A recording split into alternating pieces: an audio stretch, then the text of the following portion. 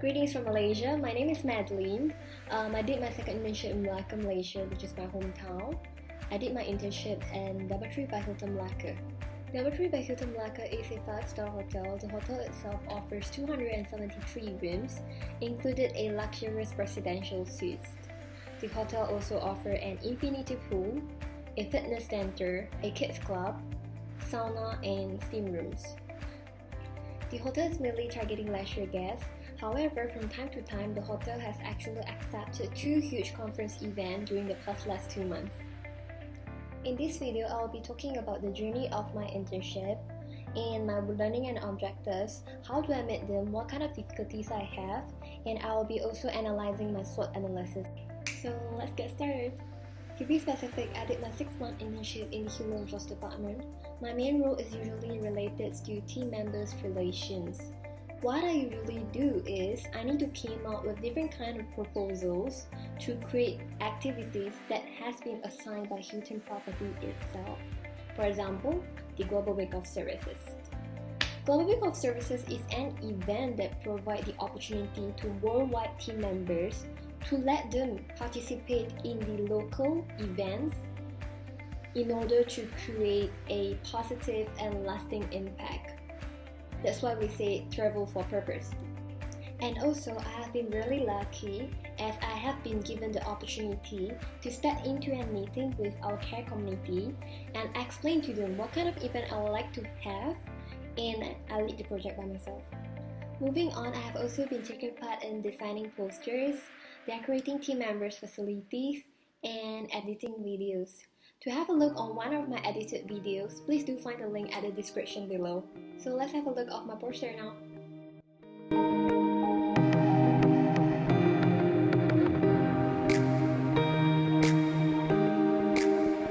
Back to the company culture, I have experienced that Hilton is always seeing each and every person as a team members instead of staff or employees. I'm also kind of glad as I have never been treated as a trainee but as a permanent team members. I am being empowered by my human resource manager. He coached me personally and inspired my own patience in human resource department. To be honest, to blend into the team and the property is never easy. But then to start believing in them is never hard. I believe one of the tricks is to be proactive, flexible, and helpful. Undoubtedly, being a HR person, we should reach people when they need us instead of sitting back and waiting for problems. Moving on, I'll be analyzing my learning and objectives throughout my internship. Starting off with the first one. This was my first time working in a human resource department. I believe that everyone usually stereotype HR department as a department that has only paperwork, and me neither. After spending 6 months with Hilton Property working in human resource department, I realized that HR are more than that. HR is about recruiting, HR is about professional career development, HR is about creating events and solving problems, and so on. And in order to reach my objectives, I will never hesitate when I have any questions about my jobs. And who I usually go to is, I go to my human resource manager, I go to my teammates, and I will ask them why and what are we doing actually. And they are always willing to share, to guide me step by step. And I believe that I've improved a lot. And why do I say that? Because when I first stepped into human resource department, I literally have zero knowledge about human resource department. And at the end of my internship, I realized that people start coming up to me and ask questions about human resource, and they are willing to share their problems from me. So I would say that that's the biggest encouragement for me working in human resource department. The second objective will be to improve my own communication skill. To be honest, I'm a person which is pretty straightforward, and I used to have problems while communicating with the other people. Therefore, when I start stepping into the human resource department, I then realized that words can be a really huge weapon that hurts the other parties. And in order to make the wrong decisions, I have decided to put myself in their shoes, to listen to them before I make any conclusions. And I usually clear my mind before I justify anything. Approaching people and trying to understand their problems has always been something that I still need to learn even after I finish my internship. So what do is I really start out with a casual talk, and after that I'll start understanding what kind of problems are they having. Is it a problem that I am able to solve? And if I can't solve it for them, who should I go to? I'll usually go to my human resource manager or my teammates. I'll sit down and have a talk with them and have a discussion with them, understanding is there any alternatives we can do for them. The third one is to increase my own leadership skills. So what I usually do is whenever I have a chance, I will then nominate myself to be a leader. And I believe that nobody is perfect. To be a good leader, I need to go through some mistakes in order to learn. Besides that, every single time when I make a decision, I'll ask how people feel. Are they fine with the way that I treated them? Do they agree with the discussions? And if they don't, I'll first proceed to listening to their thoughts and ask them why, and we will discuss. And later on, I'll usually go back and reflect myself, like reflect my day. Am I doing the right thing? Am I doing the wrong thing? And if I'm doing the wrong thing and I have doubts, I'll always seek for advice from the right person. The last one will be improving my own national language. Even though I'm a Malaysian and I'm born in Malaysia, Melaka, I still can't speak in Malay fluently. I have never communicated with my parents in Malay, and I have been studying overseas for 4 years. Therefore, I have never get to have the chance to speak in Malay. And when I decided to come back to Malaysia, working in a property which has 90% of Muslim, it has also been a really tough pathway for me to communicate with them. I still remember during my first day when I first stepped into the property, people start speaking to me in Malay, and the only words that I can speak is, for example, hello, or thank you. It's really basic words. And due to my personality, I don't really want to give up that easily, so I start speaking in a really broken Malay.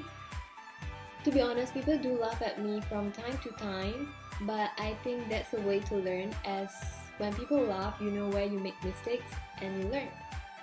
And guess what? Later on, I can start to speak in Malay and start communicating with people in really basic words. I can start asking them, what do you eat for lunch? How you doing? I'm sorry. Like really basic, and I'm kind of really happy with the outcome because I did put some effort in it. To meet my learning and objectives, I've also used additional tools to help me with it. The HR department included the learning and development for their team members for their future career development. I have been given the opportunity to work with our assistant learning and development manager. He has shown me what kind of trainings that we assign to the team members and why do we assign it. In order to assign the training within the Hilton property, we need to use a platform which is called the Hilton University platform. The Hilton University is a platform that helps team members from worldwide to go beyond to learn more things. There are different kinds of trainings that have been provided, for example, e-learning, webinar, or even classroom sessions. So I do use that as my tool, as I find it's really useful because I do find some materials that I can use to improve my objectives. For example, how to be a leader, how to communicate with your teammates, and so on. Now I'll be talking about my SWOT analysis. So starting off from my strengths, what were you great in your role? I was able to manage my time wisely, and I'm also a task-oriented person. I submit my tasks on time every single time. And moving on, what did your manager and co-workers see as your strengths? Throughout my 6-month internship, they find that I'm a responsible person and I'm very proactive. Proactive as in whenever I finish my task, I will not sit back, but I will just go forward. From time to time, they do feel that I go beyond as a trainee responsibility, as I'm never afraid to accept any new challenges.